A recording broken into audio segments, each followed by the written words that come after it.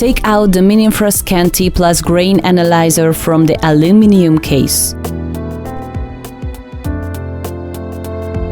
You can find the power supply among the accessories. Plug it to the AC/DC network carefully and connect the power supply to the instrument on the backside and fasten the cable by turning the lock. During the transportation, the handle of the sample holder is dismounted. Mount it to the sample holder with the screw on it.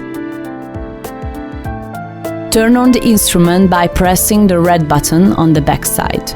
It takes about 30 seconds until the system software boots. When the measurement screen appears, you can start to use your Mininfra ScanT Plus device immediately. Different grain types require different sample holders according to the size of the kernels. Mininfra ScanT Plus is delivered with one 18mm sample holder for wheat, barley, rye, durum, etc. Additional sample holders are optional. In case of whole grains, filling the sample into the cuvette is a very easy task. Just fill the kernels into the sample holder, shake it a little bit, and it is ready for the measurement.